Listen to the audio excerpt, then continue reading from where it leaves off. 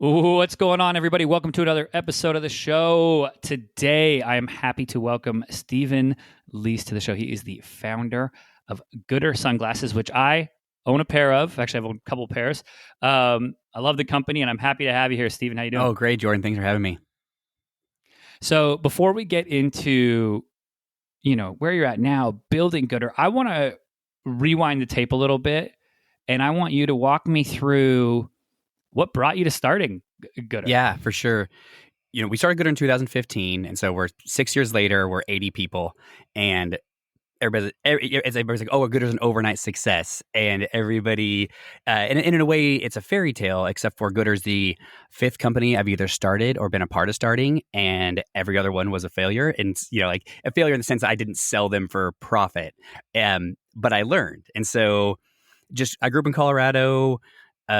Very like lower middle class family. My dad always had always had like a side job. He had started his own landscape company, and so for sure grew up in that world. And then started companies early. I just kind of liked doing it, and in 2008. One of the first ones I started, it was a water treatment company. It's so boring, I don't even want to talk about it. But the economy crashed, and people weren't buying these really expensive systems anymore. And I was kind of burned out, and I actually wanted to go back and I wanted to work for a real brand. And so I left that world, went and worked for Easton Sports. It's a giant baseball and hockey company, and had some amazing mentors there, and then got back into the space. I went to this thing called the Do Lectures, which is kind of like hippie TED Talks on a wine vineyard, and produced that and heard these entrepreneurs tell these stories and been like, that's what I want to do. And so left Easton and started doing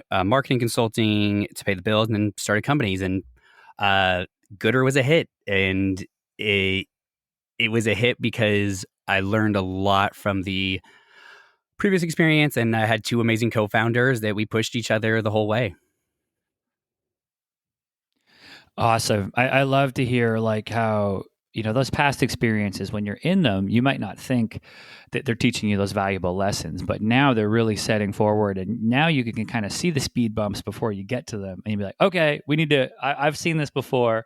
Like a distribution maybe problem comes up, and it's like, or a QA issue. And you're like, okay, we have these checks and For balances sure. in place now, right? Where you might have taken those lumps early Oh, on. for sure. And then also, I believe, once you kind of fail at a company, it gets easier to fail at another one. And then that means it gets easier to start one. And so that's also just a reality too, that has really, really served me. And I encourage anybody to start a side hustle, because it's probably not going to work out the first time. And that's okay. That's like the word that comes to mind there is for me like callous. Yeah. Like you have to kind of get that entrepreneurial callous to be like, okay, if this fails, it's okay, but I'm going to go for it, instead of sitting there trying to chase perfection instead of progress, and never starting and writing another business plan, and like never going down and actually like filing the incorporation. Yeah. Papers, you know what I mean? No, Jordan, I agree completely. And also, for me, it taught me to enjoy the work over the result. Now that goodr is a success, so air quotes for everybody who's listening, but now that goodr is a success, people are like, oh, well, what do you want to do? What's your exit plan? And my first response is, well, goodr was never built to sell. We started because we thought running was fun, and we wanted to have fun gear and sunglasses, and so this entire time just really liked the game that was starting a company. And that makes it easy to start the company, because you're celebrating the practice and the journey over this destination. Yeah, we had one of the early guests on the show, and he said the journey is the reward, and I'm just like, oh yeah, that's always in my head now, and I believe it. Now, I want to get into this journey a little bit, because 0 to 80 people, right? That is when you get to 80. I think it's Ray Dalio in his book Principles. He said at 72 people, he no longer could know the name of everybody. And he really had a hard time now, and he had to evolve as a manager. So I want to ask you kind of how that's been for you, evolving, evolving the company and growing, but really evolving as a leader, and how you manage.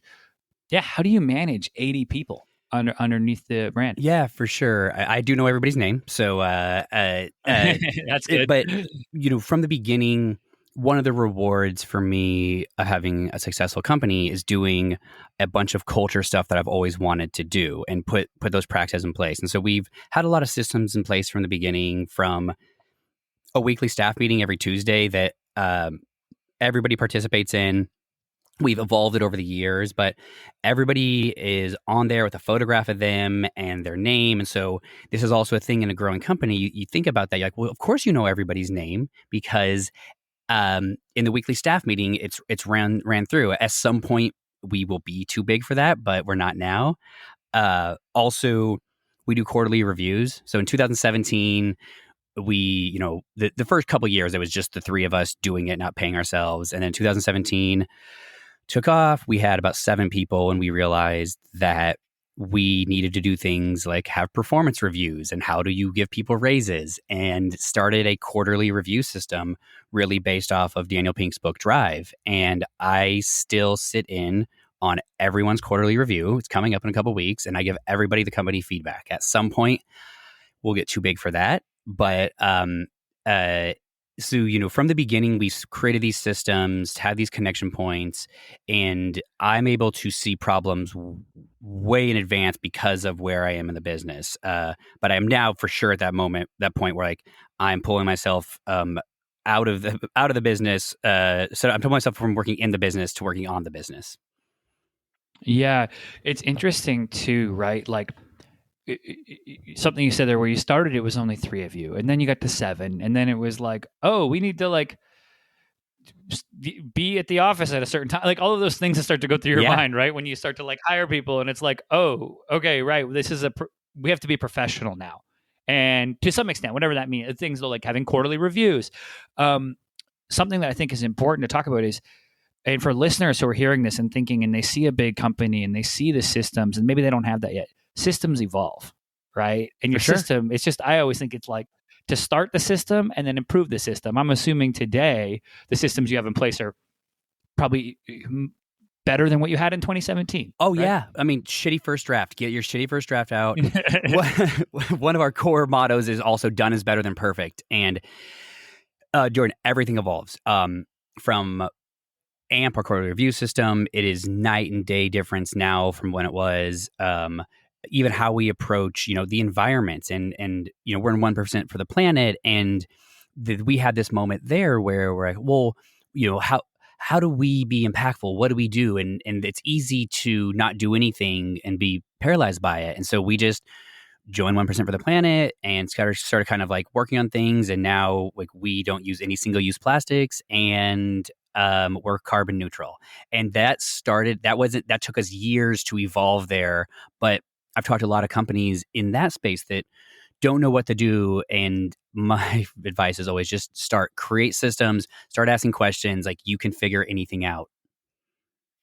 Yeah, I love that. The idea, we say the same thing here, like progress is better than perfect, or like Seth Godin's is always like, ship it. You have to ship what you create, right? And it's so pivotal.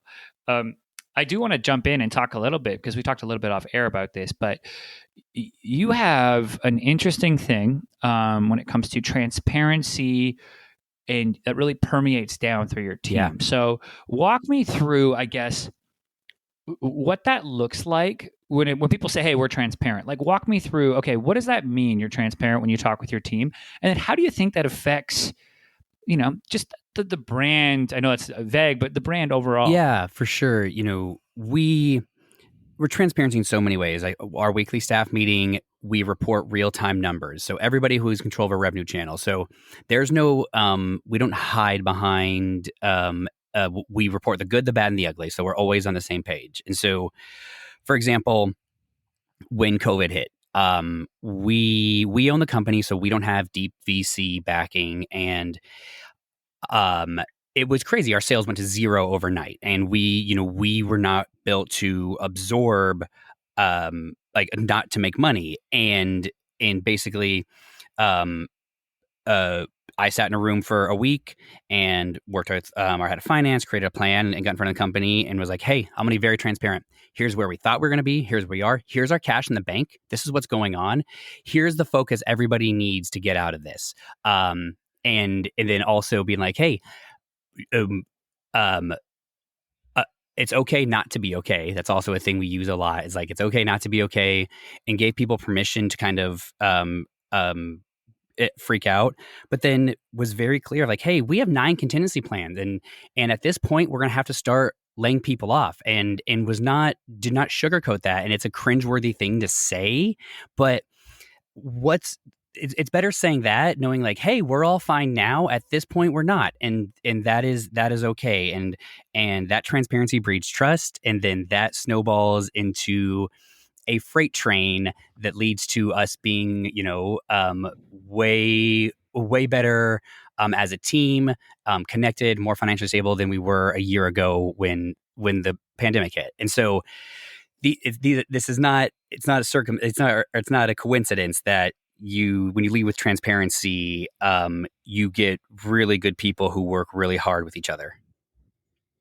Yeah, it's that whole like I don't want to say it as a platitude, but like those tough times really do make you stronger. Harvard Business Review put out a study, and it said they interviewed people who had successful careers, and they said, what do you remember most? And they remembered most not the huge wins, but the battling back from the huge like blows. And those are the most favorable memories, which kind of comes back to this original point of like the journey is really the reward, right? Sure. When you're working and your team sits there and you're able to be transparent and say, hey, look, everybody, it's funny. Like it builds trust, but it's also respect to your employees, because they're not dumb. They understand COVID hit and they're like, okay, what does this mean for my job? And what does this mean for the business? Right. And coming in and acting like everything's all hunky dory when it isn't helping anybody, right? For sure. And if I'm lying, then that sets the example that other people are lying, or not even lying if I'm not telling the full truth. And I think another thing transparency does is when you allow people to say, I don't know, or I need help, then you can rely on others to solve problems, right? I mean, Jordan, we're a fast growing company, and the amount of things that have shown up that we had no clue how to solve would barely fit in the Grand Canyon. But if you create an environment where like, I don't know how to do this, then instead of things getting hidden until it's too late, we can solve it together or find the right person to solve it. And so, right, like this all works with each other. I love it. I love this idea, right, of like being transparent, being willing to not know, but then go forward and say, we're going to build a system, or we're going to investigate, and we're going to figure out how to do this. And when we band together and really come together as a team, come through things like COVID, like you said, then you become like the momentum on the other side of that becomes something like, oh, if we went through that, yeah, what can't we do? If we lose an account or something, or retail or whatever, like, that's nothing now. Like, we're good. Like, we'll keep this train's moving. You know what I mean? For sure. I love that. I love how that can permeate all the way down through a company, right? And people can really start to be proud of where they work too, when they feel like they can see behind what's taking place with that transparency. Yeah, and another, kind of like transparency / system thing that we do is we're really diligent about feedback. And I know when people talk when we talk about system thinking, I think a lot of people think about like, oh, numbers and it's more mechanical. But we have 12 different teams. I have a one-on-one with each team leader once a month, and it is mandatory. We each give each other the 3 types of feedback: appreciation, coaching, evaluation, and we do that every month. It doesn't matter. And so we have now bred into our culture, it's okay to have difficult conversations, or to tell people like they're not doing great, and also to give them gratitude. And so that's a system that we built in that also is breeds transparency and trust. And it's a way softer way than a lot of people are used to, but it is also a system that we can't skate. Yeah, and it's a system that stops things from boiling over. Because if you're continually letting the hot air out, or letting then it stops that idea of like explosions in the office, where somebody freaks out and it's like, oh, that could have been addressed through some candid conversation 6 months ago. Yeah. And that's something for anyone listening. Get used to having build in systems to have those tough conversations, because if you think everyone's just flying with you and everything's good in your company, you got to take the blinders off, Oh, for sure. and you got to hear from those people. Yeah, I mean, I keep open office hours pretty much every week that I'm in the office, and it's 10-minute slots. Anybody in the company can sign up for it, and I encourage feedback or clarity on anything. So I invite it from the team, and it's really interesting to see what shows up. And then the other thing, just to draft off what you said, Jordan, is we don't allow gossip at goodr. It's actually not allowed. So you never talk about people, you talk to people. And so we always get caught up in it. And so there's always this thing of like, oh, Jordan, it sounds like you need to have a conversation with that person. And it's a hard practice, but we've started for a while. We've been doing it since the beginning. And so we are trying to break that mold. And it's hard. It's hard, and we all slip back into bad habits at times. Yeah, but it's good to have that guiding north star, right? Because you have a transparent company where things are faced head on, and you avoid communication silos. You avoid companies turning into an adult version of high school with cliques, which is, anyone who's worked at a big company has seen that happen. So that stuff, I think, laying that groundwork, being willing to evolve on systems, being transparent, I think all of these things are really, great bedrock to really build the company on. So I love to hear it. Now, for people who want to learn more about goodr, or connect with you online, where should they head? Well, goodr.com is our website, and it's amazing. We put a lot of pride and energy into our brand, so check it out. It's just super fun. Also, so that's goodr.com, @goodr on Instagram. Also, we have our own culture podcast, so it's called @culturegoodr. It's @culturegoodr on Instagram, or culturegoodr wherever you get your podcast. And we kind of like look behind the shades at goodr of how we do things, how we onboard people, and so we're recording our 3rd season now. So yeah, any of those areas, it would be the best to either buy sunglasses or learn about the brand. And I'm @Lease on Instagram. I love it. And we'll put links to all of those in the show notes. Make sure to go check out their podcast. Buy yourself a pair of goodr sunglasses. I can personally say they are fantastic, especially if you are running and want to use them. And then, be sure to check out and follow Steven online as well. Thanks so much for coming on today, man. I appreciate it. Hey, Jordan, thanks for doing what you're doing. All right, everybody. That's it for this episode. As always, I'm your host, Jordan Shelton, and I'll catch you next time.